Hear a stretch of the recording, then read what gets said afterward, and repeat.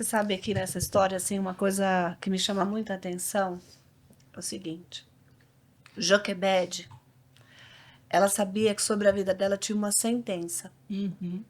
E existem momentos que a gente não consegue segurar uma situação por muito tempo.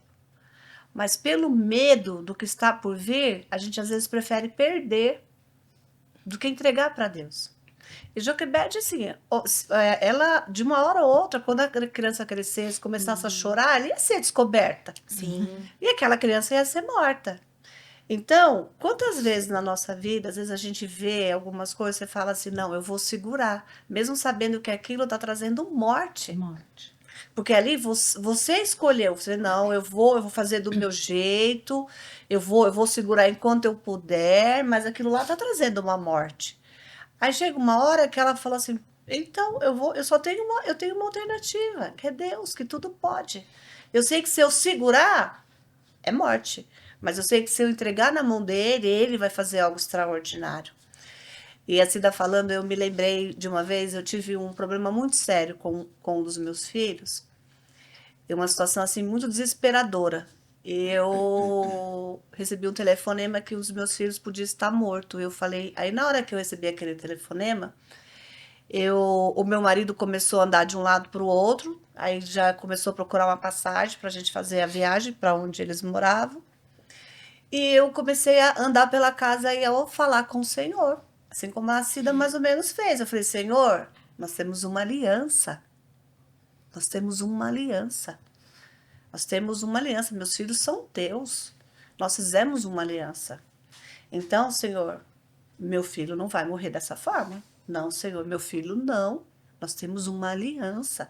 E ali eu comecei a guerrear pelo meu filho. Eu falei, não, nós temos uma aliança. Eu andava de um lado para o outro e andava ali, declarava e chorava e declarava, não, Senhor, nós temos uma aliança. Não, não, Senhor, não.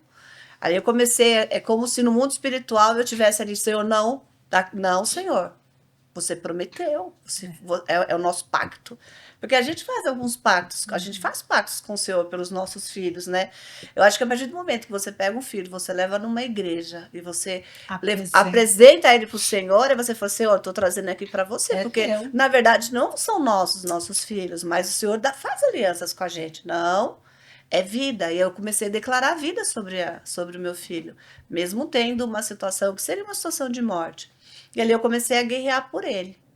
E aí eu lembro que foi passando o tempo, aí a gente não conseguiu uma passagem de avião, nós fomos de carro mesmo. E quando a gente estava indo, eu lembro que o meu marido, do nervoso, ele ouvia rock. E eu declarava o Salmo 91, aquele que habita no esconderijo do Altíssimo, eu fui declarando, declarando, declarando, guerreando mesmo, né? Aí, passado um tempo, a gente recebeu um telefonema que não era, e tinha encontrado ele. Estava numa situação difícil, mas tinham encontrado ele. E ali, aquilo, o Espírito Santo falou, calma, filha, eu estou no controle. Sim. Nós temos uma aliança. Amém. Aí liga uma pastora amiga minha, que na hora que aconteceu, um pouco depois eu liguei para ela, me ajudar a intercessão. E ela ligou e falou com essas palavras, Leia, Deus mandou te dizer que vocês têm uma aliança. Eu fiquei tranquila. Mas aí quando eu cheguei na situação, aí o que a mãe quer fazer? A mãe quer colocar no colo. A mãe quer trazer para ficar do lado. Mas às vezes a situação não permite, é um adulto. Ele vai querer voltar para ficar no colo, ele vai querer voltar para ficar no braço. Não é isso. E aí você vai colocar um rótulo? Não, você tem problema psiquiátrico, não, você tem isso. Não, eu falei, Deus, meu filho é perfeito, Senhor. Ele é teu.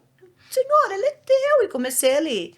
E aí a mãe começa naquele dilema. E agora, o que eu faço, Deus? Eu levo, eu deixo, eu mudo, eu paro tudo. Eu fico aqui. Deus, o que eu faço, Senhor? Acho que ali naquele momento foi eu pegando meu filho, colocando no cesto de Vibe, sabe?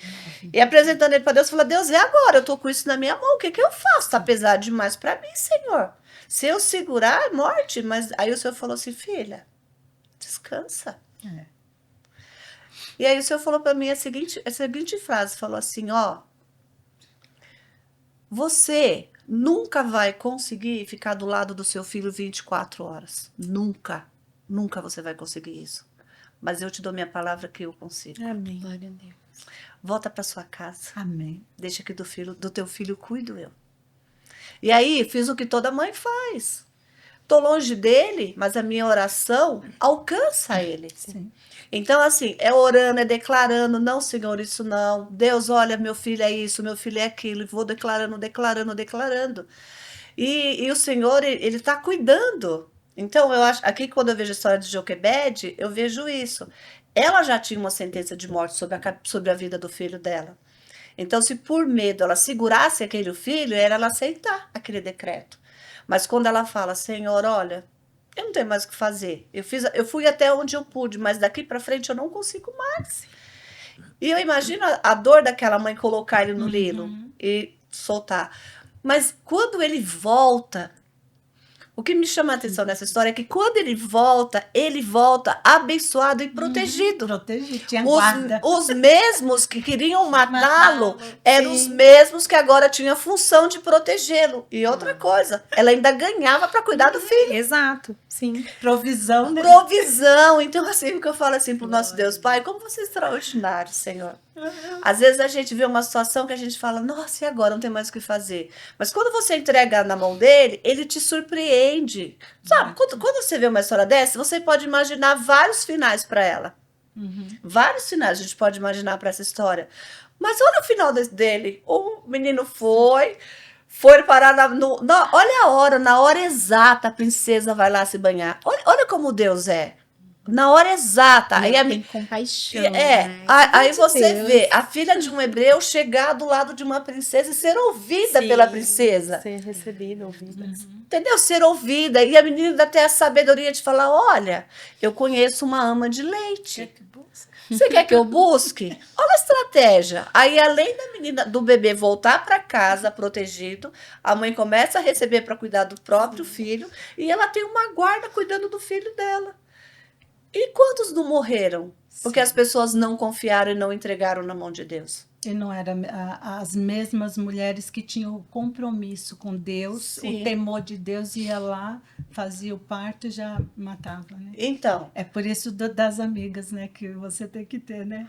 tem que ter. Aí o que eu fico vendo assim, quando a gente acontece alguma coisa com o nosso filho, porque todo mundo tem problema com o filho. O filho, quando é pequeno, é um trabalho, quando ele cresce um pouquinho, o trabalho é diferente, quando ele cresce é diferente. Quando ele casa, ele não deixou de ser seu filho. Sim. Só que quando a gente vai aprendendo assim que eles não são nossos, mas que eles são de Deus, mas Deus cuida deles em amor por eles, em amor por nós. Então aí a nossa visão muda. Aí eu falo assim, Deus, ó, tem lugares que meus filhos vão que eu não acho que são lugares legais. E eu não vou lá, mas a sua mão vai lá e tira eles de lá de dentro. A tua presença, você entra lá, Senhor, e você arranca com mão forte. Então Deus cuida dos meus filhos. E às vezes uma mãe, ela, por exemplo, tem um filho que às vezes está envolvido com drogas. E ela meio que rotula. Meu filho é usuário, meu filho é isso. Não tem jeito, né? Não, meu filho não tem jeito. E fazendo um podcast com a pastora Elia, que ela falou muito sobre isso, sobre a questão da palavra. O que você tem declarado sobre os seus filhos? Né? Às vezes, por exemplo, eu vejo o caso da Fernanda. Quando a Isa nasceu, a Isa tinha um decreto na vida dela. Não era? Sim. Ela não vai sobreviver. Ela é uma criança que não tem um período de vida muito grande. Hoje a Isa tem o quê? 7 anos. Vai fazer 8 anos. Vai fazer 8 anos. Mas o que aconteceu? Ela foi lá e ela falou, não, Deus, ela é tua, consagro a ti. Então ela foi e ela chamou Deus para a história. E quando a gente chama Deus para a história, é leve. É leve. As pessoas não entendem isso. Quando você fala, Deus, vem fazer parte do processo, é leve. E às vezes alguém tá lá assim, você agora pode estar vendo a gente aqui falando assim, nossa, Lé, é tão fácil falar. Gente, a gente já viveu muita coisa, sabe? Já vivi muitas coisas. Difícil foi viver. Agora, sabe o que eu aprendi? Uma coisa que deu uma chave na minha vida? A gente quer a bênção, mas a gente não quer o Deus da bênção. Agora, quando a gente chama o Deus da bênção para fazer parte da nossa vida, o cenário muda.